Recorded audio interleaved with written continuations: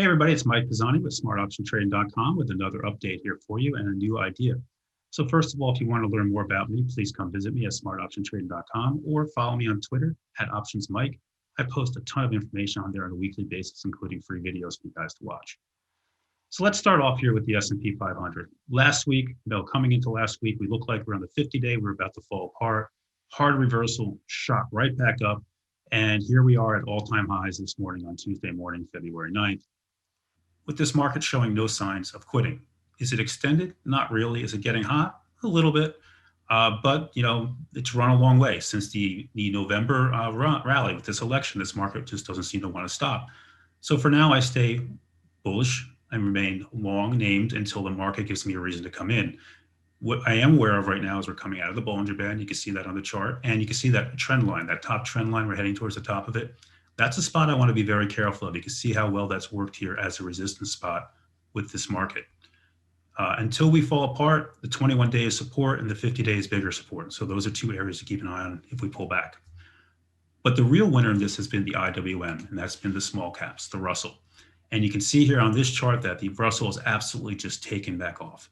After showing some weakness, never got and held below the 21-day, we shot back up, and here we are now coming into the top of that channel. You can see this is a widening channel, so it's broadening. So it used to be a narrow channel. As we redraw it, you can see it's broadening out. Now the Russell is hot. You can see RSI has gone over 74 here. We're 10 handles off the 8-day. So the Russell, the small caps are getting very hot and very extended here. Definitely something I want to keep my eye on because when they start to get hot and extended, typically we get some type of pullback without warning. So that's something I want to be aware of as we move forward into the next week and the next couple of weeks ahead.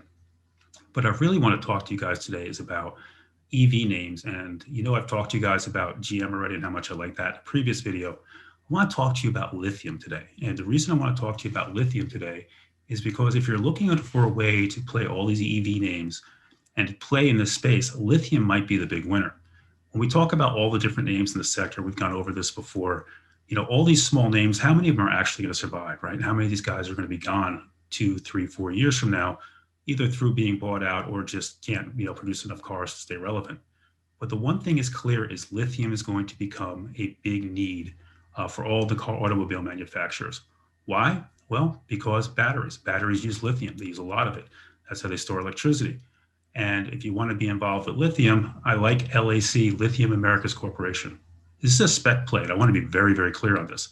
This is a speculation play, but if you look here at the daily chart, it broke out above 17. You have strong support at 13. Those are two areas, if we pull back, you should be looking at to buy this and go long. And then it went all the way up to just over 28, all-time highs on this name. Why did it pull back? They did an offering. They did a secondary. But my thesis for lithium is this. No matter what happens, you have people like GM and Ford saying by 2035, they're going to be producing all-electric vehicles. That's a big need over the next 10 to 12 years for lithium. Any of these small companies can be really good. So if you like lithium, keep an eye on this. And then I want to also show you the weekly chart. The reason I want to show you the weekly chart, look at this. You can see the clear breakout. So if you get a pullback to 17, you hold, or you get back above there, that is a clear place to buy. Remember, LAC, Lithium's America, it's a spec play. You don't want to go all in on this one. There are other names. If you like lithium, you could try a name like Vale, VALE. They're a little bit of a bigger company. They've been around a lot longer. But if I want a pure play on lithium, this is the one I want to take an option on. So hope you like what I have to say. This is Mike with smartoptiontrading.com, and I'll catch you next time.